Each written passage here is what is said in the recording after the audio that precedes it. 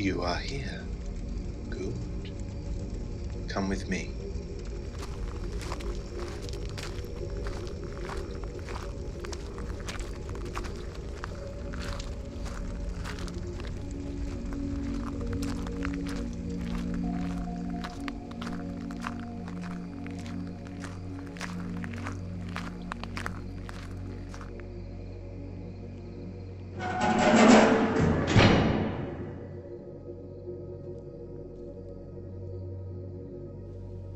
Now, lie down.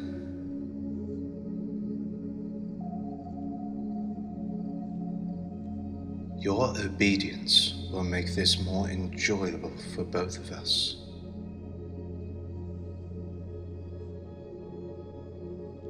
Tell me what you want.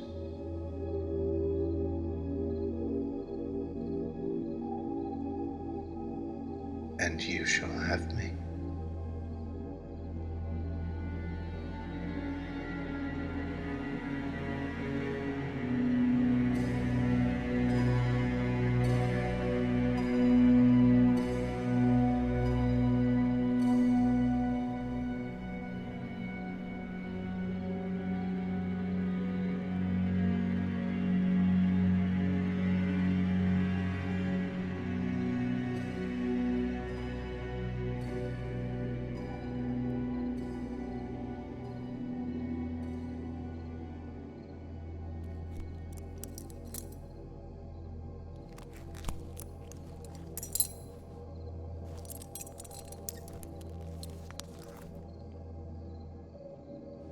I would have you by my side in Menzoberranzan when our work on the surface is done.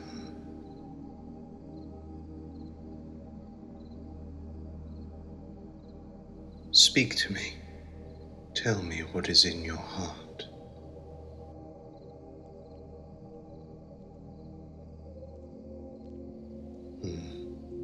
I see. Well, I'm certainly glad that I was able to find you, skulking alone, as I was on the surface. No, this world has not very much to offer.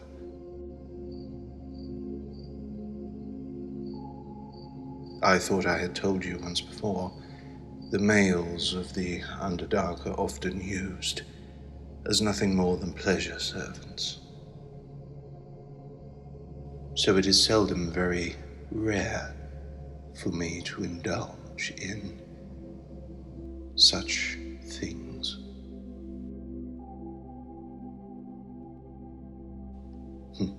I suppose you could say that.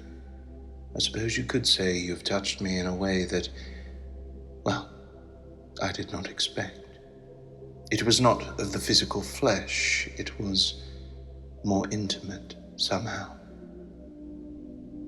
As if you reached into the very core of my heart and touched something there. Do you feel the same? I'm very glad to hear it. You fought well today. I don't think I had a chance to tell you. A new ability, you say? And how, may I ask, did you achieve that? You did stand there for some considerable time, and you seemed to glow temporarily, and then you just went back to moving. It was rather peculiar, I have to say.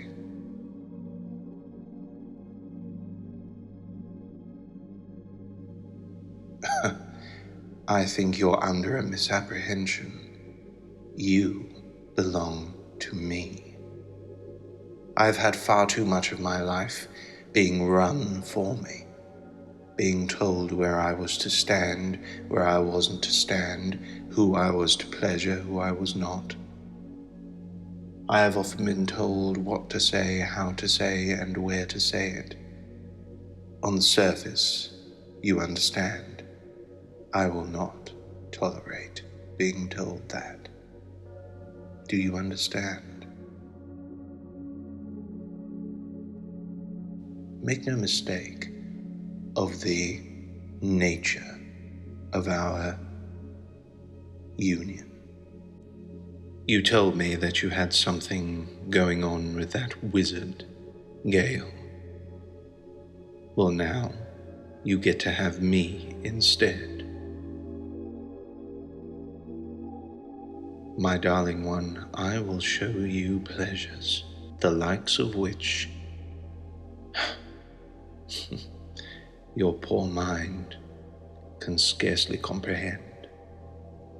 You forget I was trained as a pleasure servant for many years. But make no mistake, the only people I pleasure now are the people who belong to me, not because I belong to them. You are mine. Good. I'm glad we have an accord. I will defend you with whatever strength rests within my heart. All I ask is that I hold a place over yours. Can you do that? Or am I merely playing in the dark? Excellent. I'm glad we have an understanding of that, too. You know, you are unlike any being I have yet been in contact with. Most of the people I met in the Underdark were sullied, unclean. And I don't mean physically, although that would explain a lot. I mean impure, in spirit. Their very souls and their very beings were sullied, corrupted, undone. Their very minds had been corrupted by some form of another, whether it be by power, violence, thrill. Sometimes even the noble ladies were corrupted by their unhealthy obsession with murder and death. Oh yes, I remained true to myself. I set a series of codes for myself to follow. Maybe someday I will tell you the full list. But I will tell you one, particularly at this stage, as I feel it is important. Love is non-negotiable. Either you feel it or you do not.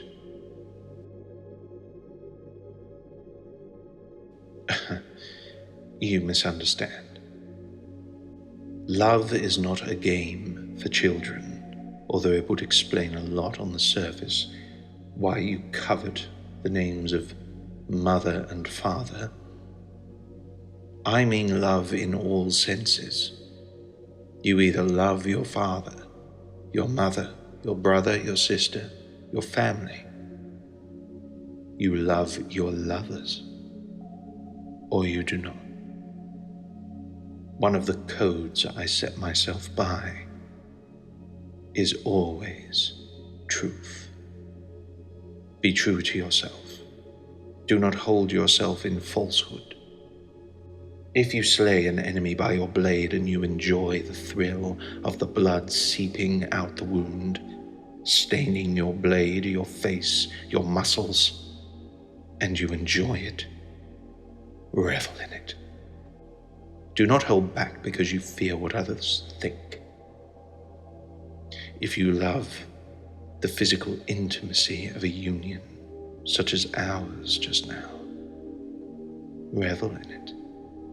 Love every caress, every smoothness of skin, every lustful glance, every facial expression, the small shudders of pleasure.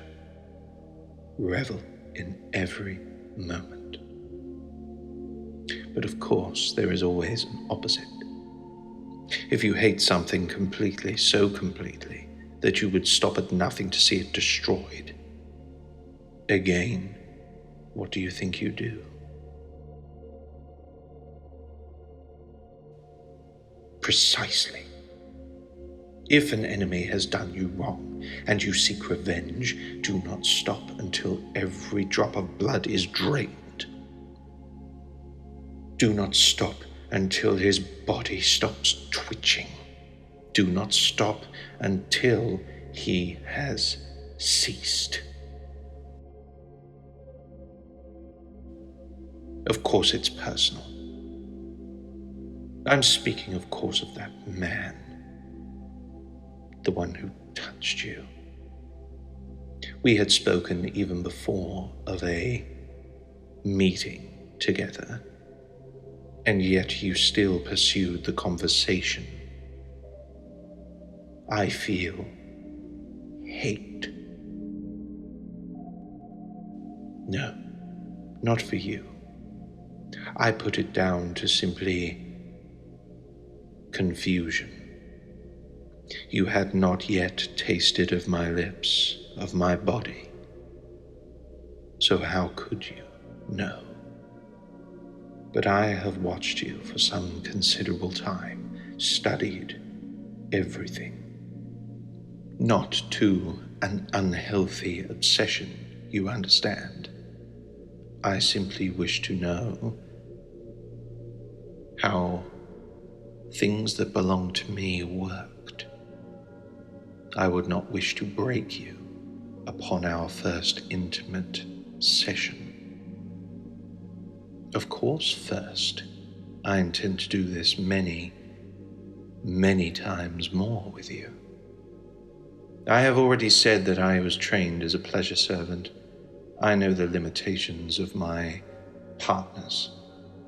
And more importantly, I know the limitations of myself. I could bring you near to death if I so wished.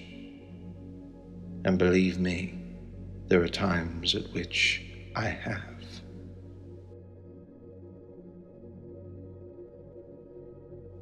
I spoke of beings in the Underdark whose pleasures took them to places that I think even they regretted after a copulation session with me. I was once asked to strangle a noble woman to the point of death. She dismissed me as a weakling, bereft of any proper value, simply there to provide her pleasure. Well, what she actually asked was for me to give her an experience the likes of which she would never forget. She wished me to give her a life-changing event. So while I held the dominant position atop, I simply put my hands tenderly around her throat and didn't let go. Not until she opened her eyes wide, fear gripping her soul, looking up at me, did I finally release her. And it was at that point, I think she released.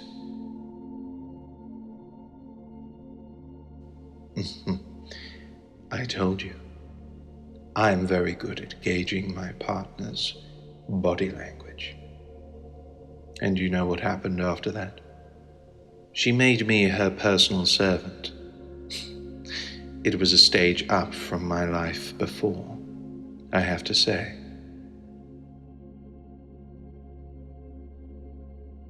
Why do I tell you this? Because I need you to know that I will never again be put in that position of belonging to anyone again. You need to understand that that part of my existence is over.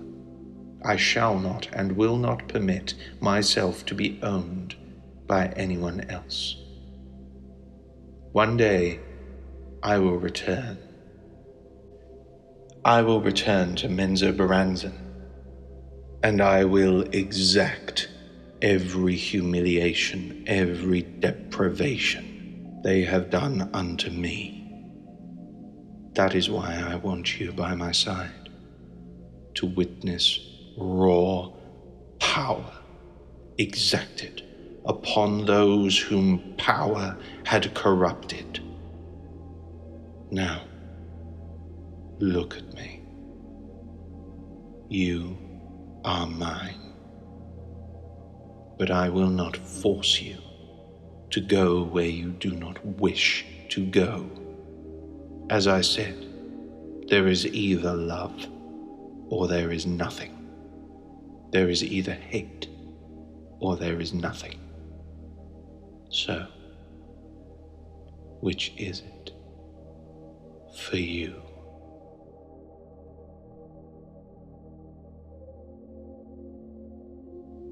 Good. I'm glad to hear it.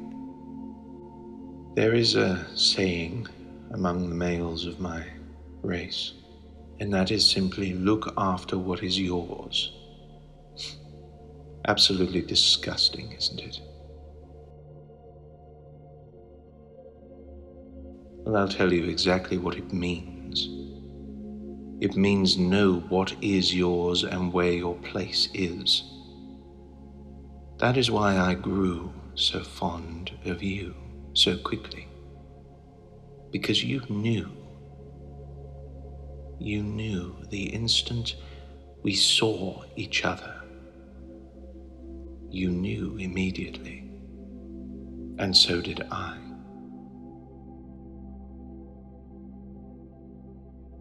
I suppose different interpretation would be needed for that now. Look after what's yours. Because in Menzoberranzan, there was very little that the males of my race had. That is why they made it. Look after what is yours. It means know what you are entitled to and be grateful. I interpret a different meaning upon it, because you knew, didn't you? The moment you saw and connected with my soul through our eyes, you knew what was mine.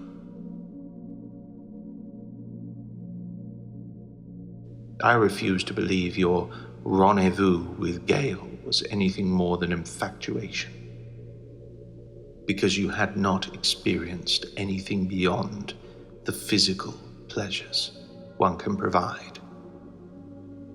In a way, I felt pity. No, pity I did not meet you and connect with you sooner.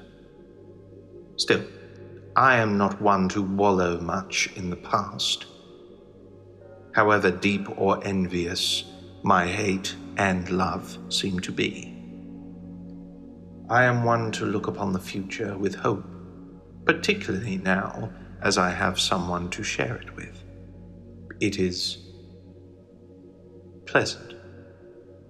Far more pleasant than I expected I could feel in very, very many years. Oh, don't be absurd. In the Underdark, I was nothing more than a pleasure servant seeking redemption, a way out of simple daily activity of repetition. When I took my first life, it was an awakening, a call to higher things, a call to higher purposes and states of being. I knew in that moment what I desired to become. I'll tell you exactly what that is. More. I seek power for myself, yet not to be corrupted by it. I do this for myself because I wish to look upon my reflection and bask in the glory of what I have become. I do not require people's validation of my existence any longer, for people to tell me how powerful or good or just or as better killer as I am than they are. I simply seek to exist beyond people's mere recognition. And that's simply the way it must be with us. I will give you every piece of encouragement I can in order for you to be the strongest you can be. Only then will your pleasures be increased.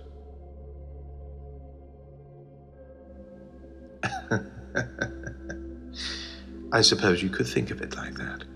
Think of it as a reward system. The stronger your body becomes, the stronger and more endurance you will be able to, withstand. As you do seem to get stronger after every encounter we have. As you said earlier, you randomly learn new abilities whenever we have one of these particularly nasty battles, without seeming to have been taught or meditating or anything in order to learn these abilities. I train. I meditate. I actually condition my body to withstand these new abilities. And like with the pleasure that will be increased, it is a way for you to improve your body's endurance so that you can withstand the adversities that your enemies pound you with. But of course, there are other and more desirable things to be pounded by, to use a common phrase.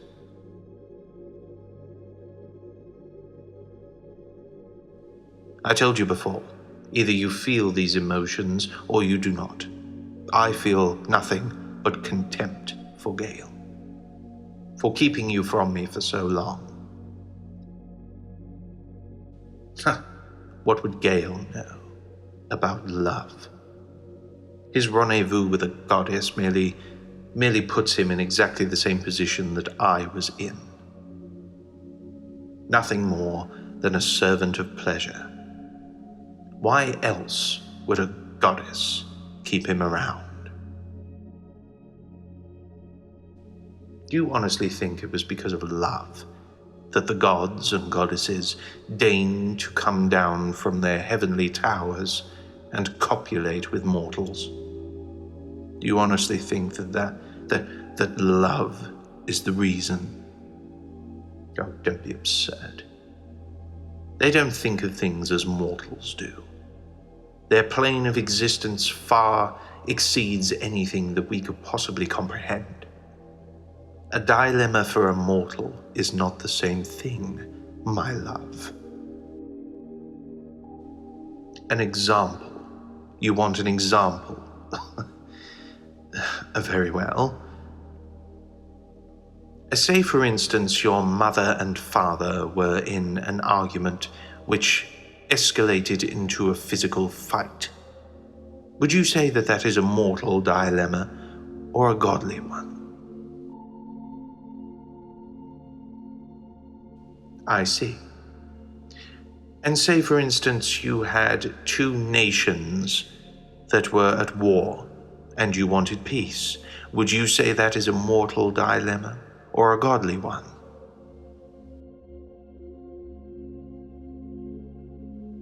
Now the winter has come too early, and the crops have died, and people are starving. Would you say that is a mortal problem or a godly one? Interesting. Of course, they were trick questions, my love. The answer to all three was, of course, a godly one. The gods control everything. That is what I'm trying to tell you.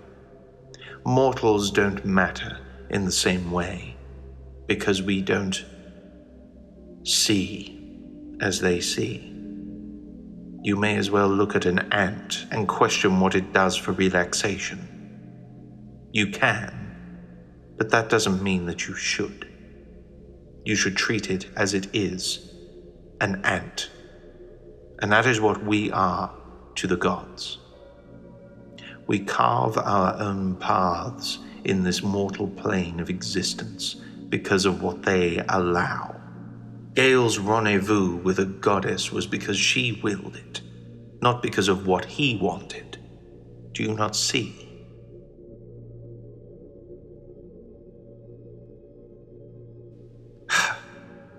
Perhaps you are no doubt correct.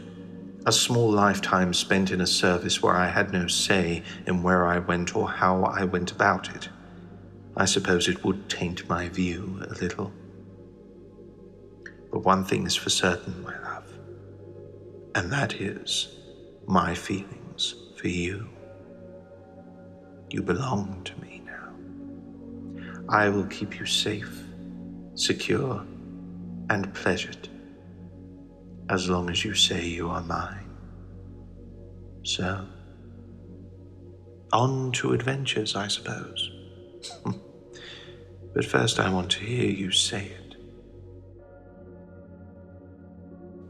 Say you belong to me. I need to hear you say it. Say it. No, don't just think it. I need you, right now, to say you belong to me. Now.